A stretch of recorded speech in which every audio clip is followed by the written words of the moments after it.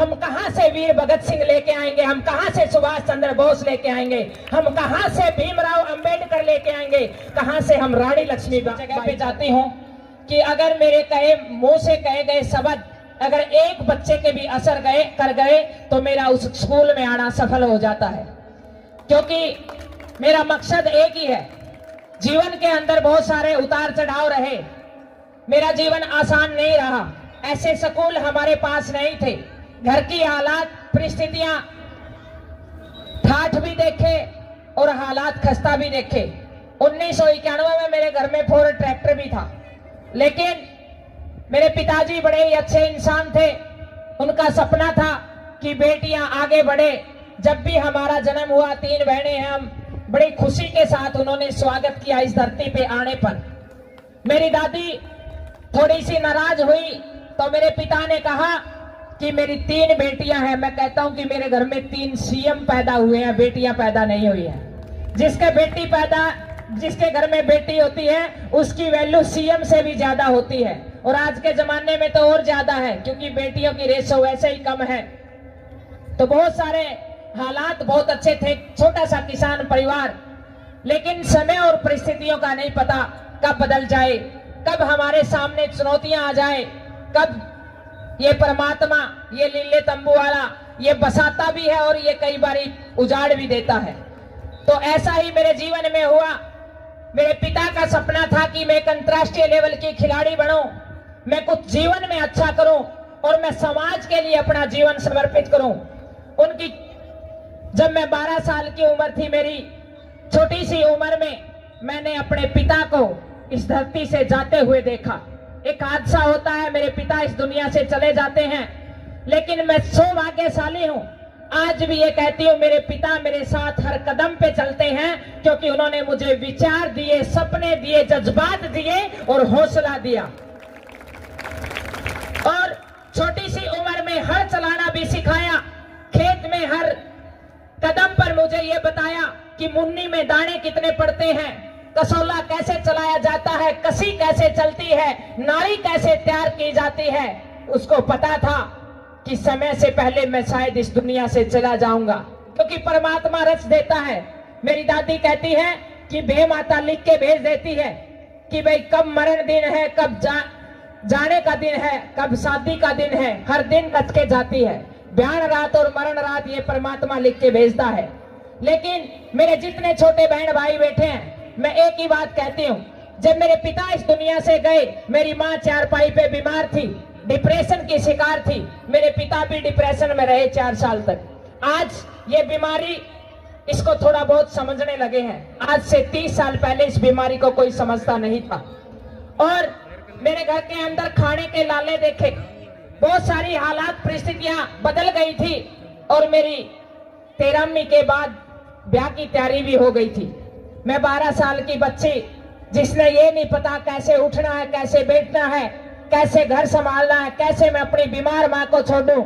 बहुत सारे भाई कह देते हैं, अनीता जी आपने 3 बारी एवरेस्ट क्लाइम कर लिया, 7 महाद्वीप, 25 से ऊपर पर्वत शिखर चढ़े, आपने इतने महान कार्य किए। मैं ये कहती हूँ भाई जी, सबसे पहला एवरेस्ट तो मैंने 12 साल की उम्र में चढ़ा, जब मैंने अपनों के साथ लड़ी। मैंने अपनों को समझाया कि मैं अभी उस योग्य नहीं हूँ, अभी मैंने मेरी माँ को उठाना है, अपने छोटे बहन भाइयों को पढ़ाना है, मैं अपने परिवार की ताकत बनना चाहती हूँ, मैं अपने परिवार को मजबूत करना चाहती हूँ। और मैंने अपने पिता की जूती पाँव में पहनी, अपने पिता का पजामा कुर्ता मेरे तट पे लगाया, अपने पिता का अंगोछा उठा करके सिर पे बांधा, और पड़िया तरह उठा के कसी, खेत भी कमाया और पशुपालन भी किया और घर भी संभाला, अपने छोटे बहन भाइयों को भी पढ़ाया। अपनी बीमार माँ का हौसला बनी। जैसी भी परिस्थितियां थी मेरे सामने, उन सब चुनौतियों को स्वीकार किया और ठान लिया कि एक दिन ऐसा आएगा कि मैं इन सब चुनौतियों को पार करते हुए अपने देश का तिरंगा मैं ऐसे इस मुकाम पे लहराऊंगी, ताकि बहुत सारी बेटियां जो मेरे जैसी पीड़ाओं में है, वो हौसले के साथ कहें कि जब अनीता कुंडू दीदी कर सकती है तो हम भी कर सकते हैं। ऐसा मैंने विचार किया। और ये सब आप सभी को मैं एक ही बात कहना चाहती हूँ, ये विचारों की शक्ति है। विचार ही सबसे बड़ी ताकत है। हम सबसे पहले अपने दिमाग में किसी भी चीज को बनाने के लिए विचार करते हैं। महेंद्र जी हुड्डा भाई साहब बैठे हैं, सबसे पहले इस प्रांगण के बारे में उनके दिमाग में एक विचार आया होगा, एक तस्वीर बनी होगी, उसके बाद फिर उन्होंने धरातल पे उतारा होगा। सबसे पहले इंसान किसी भी सपने को अपने विचारों में लेकर के आता है, फिर उन विचारों के ऊपर काम करता है, और विचार ही वो ताकत है जो इंसान को आज चाय वाले से लेकर के आज हमारे देश के जो प्रधानमंत्री हैं, एक गरीब माँ का बेटा, एक गरीब मजदूर परिवार का बच्चा आज हमारे देश का प्रधानमंत्री है। ये विचारों की शक्ति है, ये विचारों की ताकत है। आज मेरे देश की महिला, आज मेरे देश की वो महिला जो हमारे देश की राष्ट्रपति है, जिन्होंने अपने दोनों बेटे खोए, जिन्होंने अपना पति खोया, जिन्होंने अपने जीवन में पता नहीं कितनी विपरीत चुनौतियां देखी, लेकिन लड़ती गई, समाज सेवा करती गई, और आज हमारे देश की राष्ट्रपति है। आज वो ऐसे पद को सुशोभित कर रही है। ये सारी विचारों की शक्ति है। मैं, मेरी जितनी मातृशक्ति बैठी है, मैं जितने भी मेरे चाचे ताऊ सुन रहे हैं, मैं एक ही बात कहती हूँ, अपने बच्चों को लग्जरी गाड़ी, लग्जरी लाइफ मत दो। अगर देना ही है अपने बच्चों को तो उनको संघर्ष जैसे जीवन और अच्छे विचार, उच्च विचार और संघर्ष करने की शक्ति दो, ताकि वह आने वाले समय में एक योद्धा बने। आप सभी को ये बातें मैं इसलिए बताना चाहती हूँ क्योंकि जीवन बड़ा उतार चढ़ाव का है। जीवन आसान नहीं होता है। जीवन में बहुत सारे ऐसे उतार चढ़ाव आते हैं जिसको एक इंसान को फेस करना पड़ता है। कल परसों ही मैं मेरी किसी रिश्तेदारी में एक बच्चे ने, इस दुनिया से वो बच्चा चला गया, लेकिन जब मैंने उस बच्चे की, ऐसी हजारों घटना हर दिन होती है कि बच्चों के अंदर वो सहन शक्ति नहीं है, क्योंकि हमने बच्चों को सब चीजें आसानी से अवेलेबल करा दी है।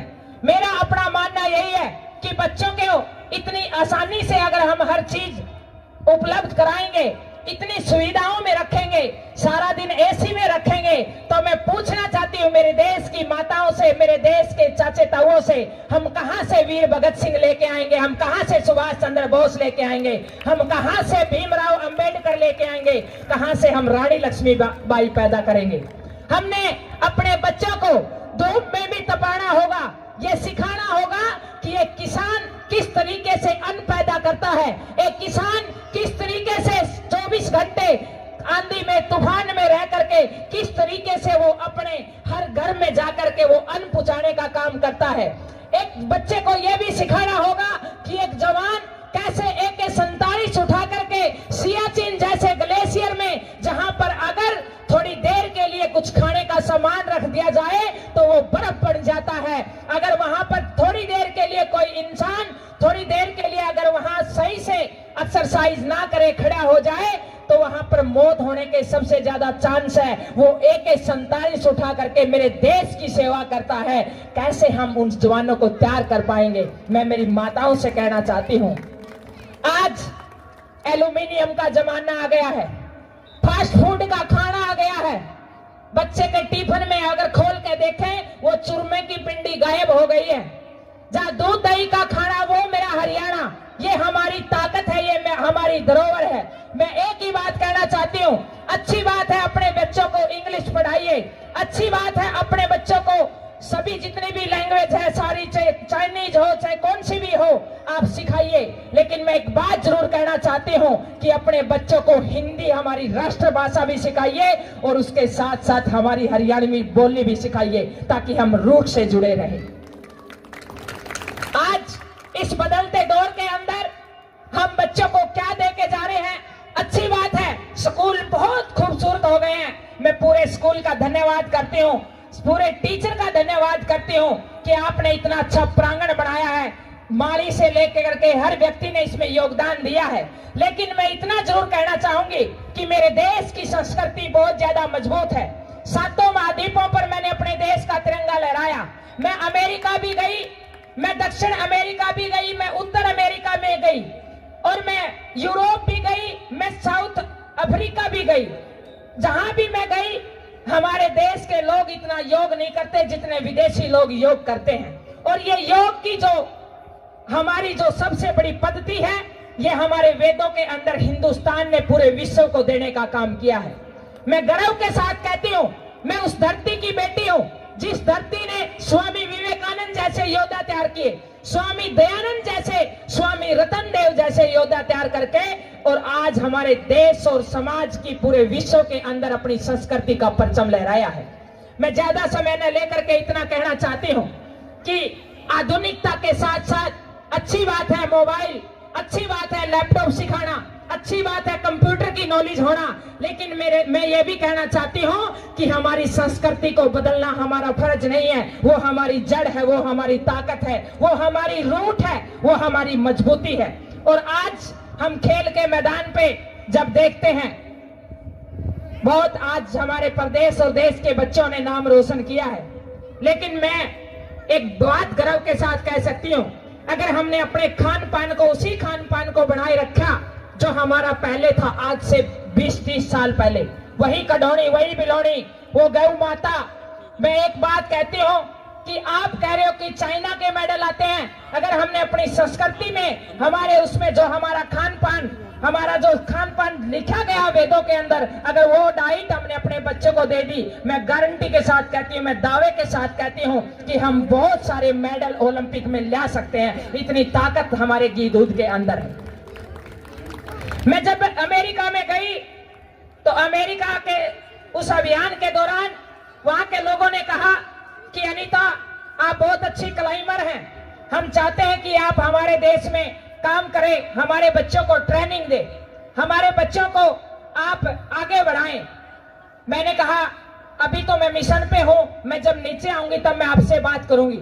तो मैं जैसे ही, मैंने पूरा महीना मेरा मिशन रहा, मैं मिशन के बाद आई तो उन्होंने कहा अनीता जी, आपने क्या विचार किया, आप जो मन मांगे वो हम आपको देंगे, आपने जितने डॉलर चाहिए हम डॉलर देंगे, हम आपको पीआर देंगे, हम आपको सब सुविधा देंगे, आप जितना समय दे सकती है हमारे को दीजिए, आप बहुत अच्छी क्लाइंबर, आप हमारे बच्चों को ट्रेंड करिए।